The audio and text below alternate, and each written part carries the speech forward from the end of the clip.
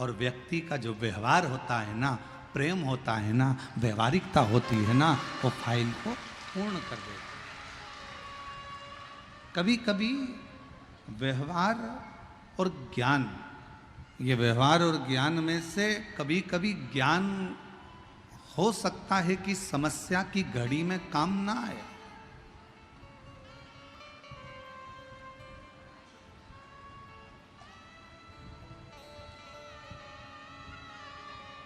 पर कभी कभी व्यवहार काम आ जाता है।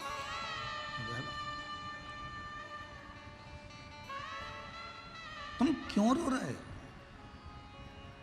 भानुमति अपने पति रामनाथ से कह रही है, तुम क्यों रो रहे हो? किस लिए? तुम्हारे रोने का कारण क्या है? क्यों रोते हो? किस लिए रोते हो? आज मैं बच्चों को कुछ दे नहीं पाया, आज मैं बच्चों को कुछ प्रदान नहीं कर पाया, आज मैं बच्चों का पेट नहीं भर पाया। बच्चों ने कभी कहा तुम,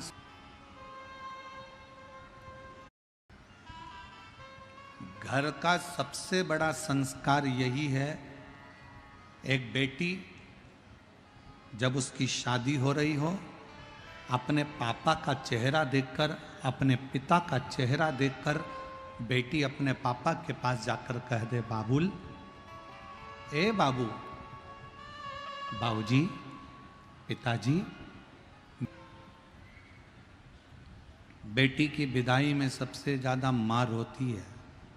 परशु महापुराण की कथा कहती है, जब पार्वती जी विदा हो रही थी तो हिमालय राज, जिसको लोग पत्थर कहते हैं, उसके भी नेत्रों से पानी बह रहा था, उनके भी नेत्रों से जल बह रहा।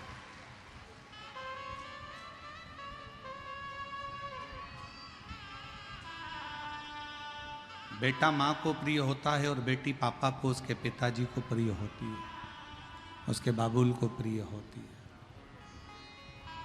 उसके पापा को प्रिय है। ये दुनिया की बड़ी विचित्र रीति है कि माँ जन्म देती है, पाल पोस कर बड़ा करती है, गर्भ में रखती है, 9 महीने तक माँ अपने पेट में रखकर अपनी बेटी की परवरिश करती है, पढ़ाती है, लिखाती है, उसको संभालती है। और वही बेटी एक दिन जब बड़ी होती है, युवान अवस्था में आती है, युवान अवस्था में जब आती है तो वही बेटी विदाई की ओर जब जाती है तो उस माँ से पूछना जिसने 9 महीने गर्भ में रखकर अपने कलेजे के टुकड़े को तुम्हारे हाथ में दे दिया हो, देख पूछो उससे।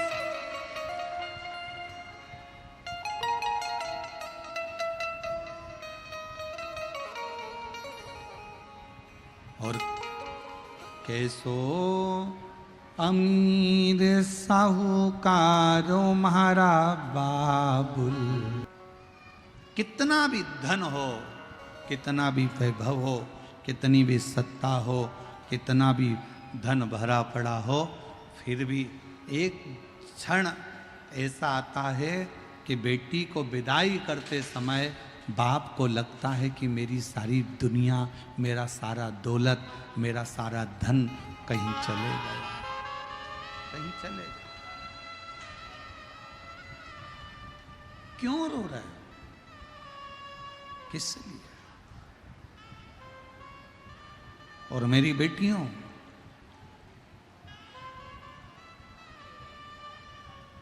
लोग कहते हैं कि बेटा पिंडदान करेगा तो माँ बाप को मोक्ष मिलेगा।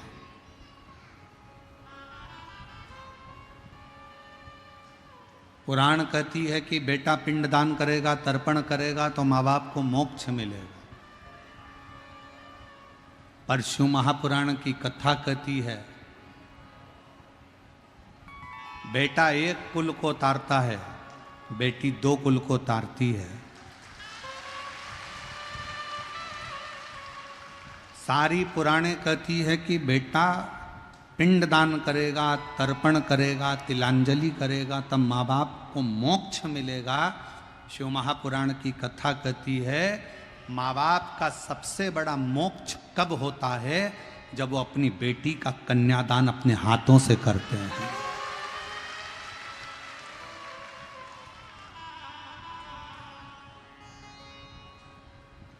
तुम किसी भी कॉलेज में पढ़ो,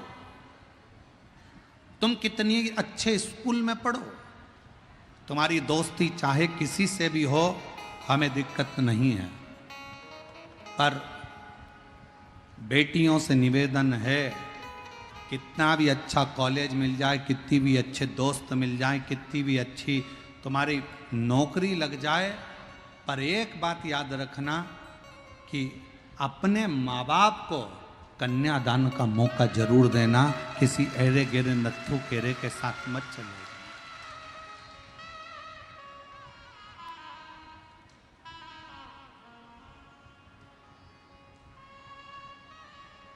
एक नर्क ऐसा होता है जिस नर्क में कन्यादान का पूछा जाता है। हमको बिहार की रीति रिवाज नहीं मालूम, पर हमारे यहाँ का रीति रिवाज है, हमारे यहाँ का रीति रिवाज है, जब लड़की का कन्यादान करा जाता है तो आटे की एक लोई बनाई जाती है। इधर बिहार का तो हमको नहीं मालूम। आटे की एक लोई बनाई जाती है, उसके अंदर कुछ रख दिया जाता है, सोना चांदी रुपया पैसा, और लोई बनाकर जब कन्यादान होता है तो उस लोई को रखा जाता है, लड़के का हाथ नीचे रखकर फिर कन्यादान बाप करता है। बोलो इधर होता है कि नहीं होता, हमको नहीं मालूम, पर हमारे उधर की रीति है। लोग कहते हैं कि लड़का पिंड दान करता है, लड़का जब तलांजलि देता है तब माँ बाप को मोक्ष मिलता है। शिव पुराण कहता है कि बेटी के हाथ में जब वो आटे की लोई आती है और कन्यादान जब छूटता है, उस समय पर बाप जब कन्यादान कर रहा होता है, माँ जब कन्यादान कर रही होती है, हाथ में बस वो रखा कर जल जब छोड़ा जाता है कन्यादान का, उसी समय पर माँ बाप मोक्ष प्राप्त कर लेते हैं, फिर उनको कोई नरक नहीं भोगना पड़ता।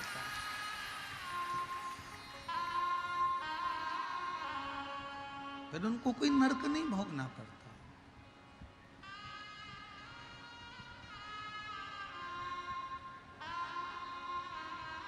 एक हृदय की रीत है। जब पार्वती जी की विदाई हो रही थी, मैनावती अपने कक्ष में माता पार्वती को लेकर पहुंची। अपने कक्ष में मैनावती ने पार्वती जी को गोदी में बिठाकर कहा, लाडो विवाह तो हमने कर दिया, पिता के घर में कितना भी वैभव होना वो मूल नहीं है, पर पति के घर में जो वैभव होगा ना, उसमें अपनी जिंदगी को निकालना है।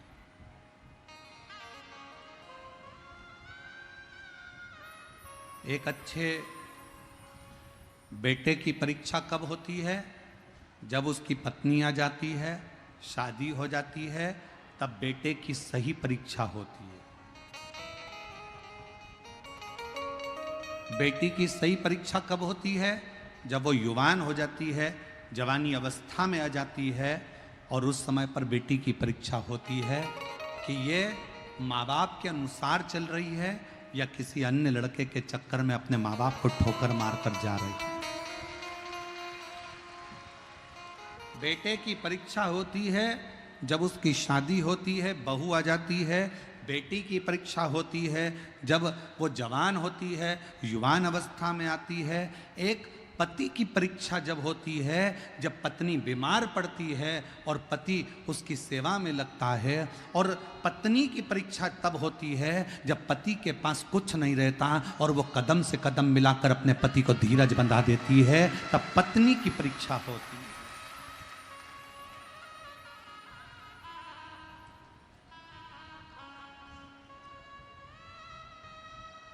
तब पत्नी की परीक्षा है।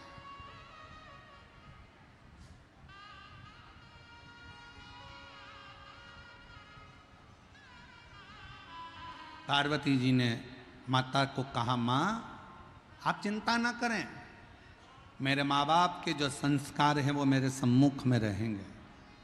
सम्मुख।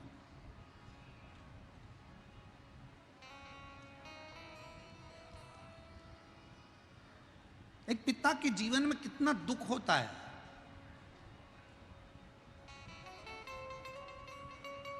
एक मां के जीवन का जो दुख है वो मां आंसू बहाकर निकाल देती है, पर बाप रोता भी नहीं है साहब। उसके जीवन का जो दुख है वो खुद जानता है।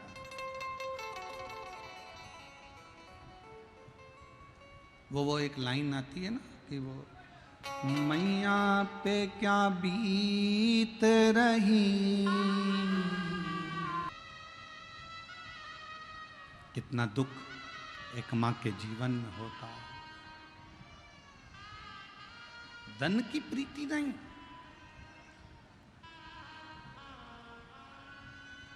ज्ञान और व्यवहार, ये दो है। ज्ञान और व्यवहार तो कभी कभी ज्ञान पढ़ा कि पढ़ा रहे, 10वीं पढ़े, 5वीं पढ़े, 6ठी पढ़े कि बिल्कुल नहीं पढ़े, अनपढ़ हैं। तुम्हारी माता 8वीं पढ़ी, 10वीं पढ़ी कि कॉलेज पढ़ी कि बिल्कुल अनपढ़ है। तुम्हारे माता पिता भले नहीं पढ़े, पर तुम्हें तुम्हारे माँ बाप ने पढ़ा लिखा कर बाबू तो बना दिया। ये सामर्थ्यता, ये उसकी सामर्थ्यता है। वो 8वीं तक पढ़ी है, वो 5वीं तक पढ़ी है, वो अनपढ़ है, वो अंगूठा टेक है, पर उसने अपने बच्चों को तो पढ़ाया है ना। अब देखा ये जाएगा, वो अंगूठा टेक मां, वो अंगूठा टेक पिता अपने बेटे को इंजीनियर, डॉक्टर, अपने बेटे को सब कुछ बना देता है। एक दिन अच्छे औहदे पर ले जाकर उसकी नौकरी भी लगवा देता है। देखना तो ये पड़ेगा कि वो अंगूठा टेक मां और अंगूठा टेक बाप ने अपने बच्चे को इंजीनियर बना दिया। अब देखना ये है कि तुम पढ़े लिखे अपनी औलाद को कहां तक पहुंचाते हो, वो देखने वाली बात, वो देखने वाली बात। मां घर में काम कर रही है तो भी बच्चे पर ध्यान रख रही है, माँ घर में रसोई बना रही है तो भी बच्चे का ध्यान रख रही है। और एक आज के जमाने के पढ़े लिखे लड़के, पढ़े लिखी लड़कियां जब विवाह हो जाता है तो उनको बच्चों को संभालने के लिए एक आया की जरूरत पड़ती है। बच्चों को संभालने के लिए एक आया की जरूरत है जो बच्चे को संभाले। झाड़ू लगाने के लिए झाड़ू वाली की, बर्तन वाले के लिए बर्तन मांजने वाली की, कपड़ा धोने वाले की, झाड़ू पोछा करने वाले की, रसोई बनाने वाले की, पूरे घर में सारे नौकर चाकर की जरूरत पड़ती है। पर एक अंगूठा टेक माँ झाड़ू भी लगाती है,